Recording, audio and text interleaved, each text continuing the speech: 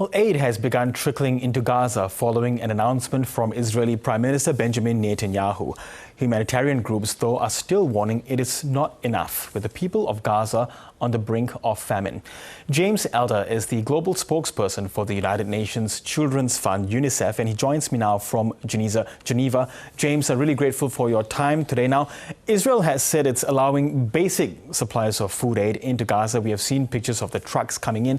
What is your understanding of the term basic from Israel's point of view? What is currently coming in?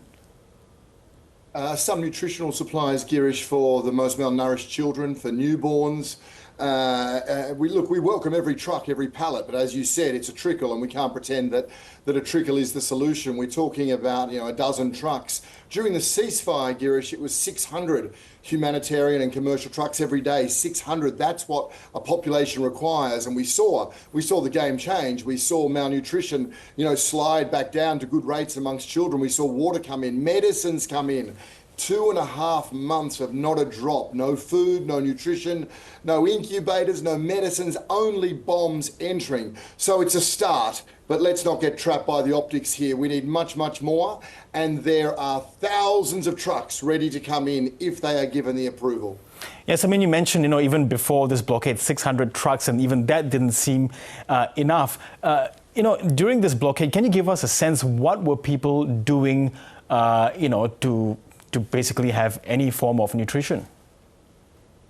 Well, what they were doing is still what they are doing. And two parts to this, I guess, Girish. One is that we saw during the blockade, we saw the rates of severe malnutrition double amongst children. And remembering children with that severe malnutrition, you can't go to a hospital to get treatment because hospitals have been bombed. 2 hospitals in the last 3 days made inoperable.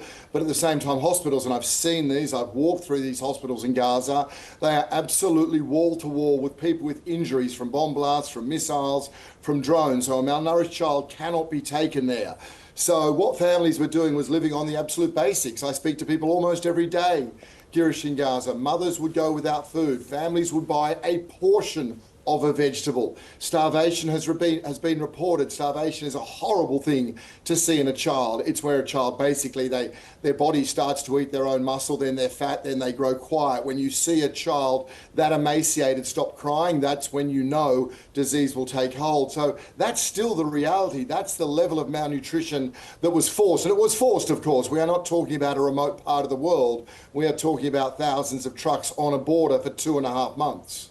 Yes, a pretty awful development. We've heard terms, James, like famine, hunger being used. How would you describe this severe shortage of food and the consequences that we are seeing in front of our very eyes?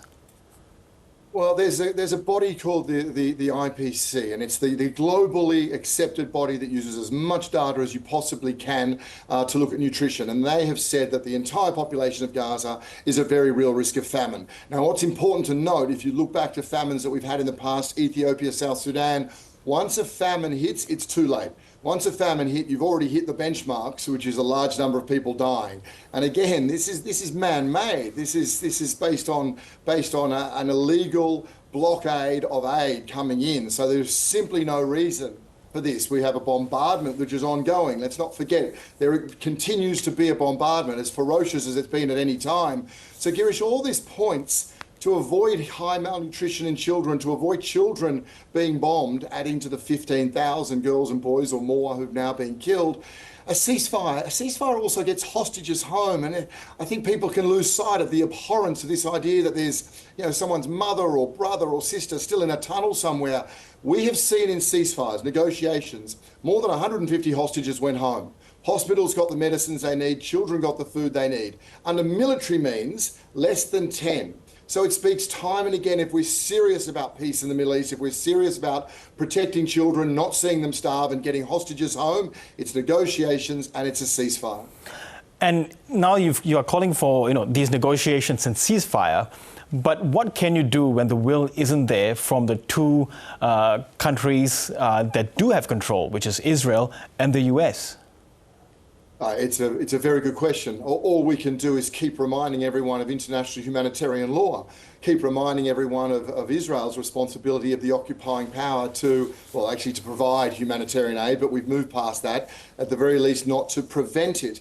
So it is a grim time, Girish, as you allude to, that these atrocities of blockades, of bombings, of unprecedented number of children being killed, of an educational system devastated, an educational system. Gaza had one of the highest literacy rates in the region. They were the envy of many other countries. Seeing those things devastated, and there's almost a shrugging of the shoulders around the world. So all we can do is public advocacy, walk the corridors of power, remind everyone of international humanitarian law, and remind everyone that the world cannot slip and allow, in full view, to see what's happening to children and women in Gaza. Yeah, James, you have worked in other conflict zones in the past.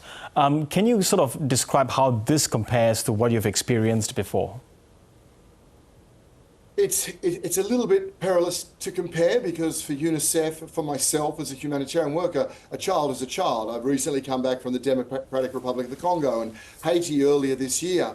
But look, Girish, I think I've never seen the sheer scale of devastation.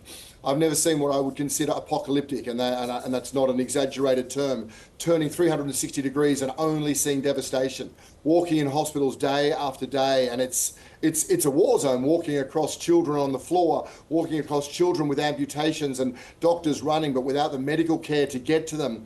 The very first time I was in Gaza in November 2023, hearing of a child and seeing a child with the wounds of war, shrapnel and burns are devastating to a child's body, and hearing that the child's entire family had been killed, mum, dad, brothers, aunties, uncles, grandparents, everyone. I never thought I would hear that. I've now heard that in Gaza dozens of times. And, for children, I wonder, who survive these severe levels of malnutrition and starvation pretty much, what is the longer-term impacts on their health as time goes on? Yeah, it's a great question. Unfortunately, we know from other crises around the world, normally where it's a natural disaster or where you can't get aid, not where aid is actually blocked and where, there are, as I say, thousands of trucks. The long-term damage is psychological, is brain development. So it has a long-term impact on the child. That means on the family. That means on the community. That means on the economy. And it has grave physical impacts. So it has long-term, issues in practice and in principle. If you want to talk on economic cost, it's very, very real. It's also a useful point to remind about medical evacuations. I mean, I'm talking of hundreds of children that I've seen in hospitals with fourth-degree burns. I didn't know that existed. With amputations, a child with an amputation now going to have another arm amputated because the medical care isn't there. There's a medical evacuation system as well, and that's been completely restricted. 9 out of 10 children are not allowed to leave Gaza despite those injuries. So somehow they survived the bomb blast, they survived the burns, they survived the drone attacks, and then they are not allowed to leave Gaza. There are so many things where the international community could add pressure and have the most basics of decency and humanitarian law upheld in Gaza. And James, just briefly, there was a joint statement put out by Australia and 22 other countries saying Israel's blockade has undermined the role and independence of the UN in delivering aid and support. Do you believe that to be the case? Yeah, unfortunately now, Girish, we see this idea that of a different aid mechanism somehow. They're talking about a few distribution points just in the south, not utilising the United Nations. Now, United Nations, during the ceasefire, as I say, hundreds of trucks every single day, watching malnutrition fall again, seeing water systems rebuilt, getting medicines into hospitals. This is what the UN does, from Afghanistan to Ukraine to Yemen. The idea of now bringing in another system which will forcibly move people from the north to the south, so as the UN has said at the highest levels, weaponising aid, this is deeply problematic. You are forcing people to go to an area. Humanitarian aid works on the basis of need. You go where people are. You don't make them move through a militarised zone, particularly given the huge number of orphan children, of women without husbands, and of people with grave wounds of war who can't be expected to walk large distances, pick up 25 kilograms and walk back. Remembering, of course, the UN, it's not just about getting aid to a person. We supply drugs and medicines to hospitals. It's about supplying bakeries. It's about repairing water systems.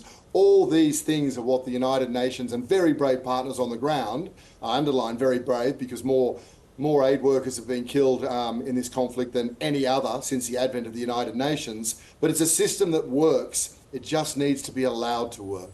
Okay, let's hope that is the case very, very soon. James Elder, thank you so much for your time in speaking with us today. Thanks, Girish.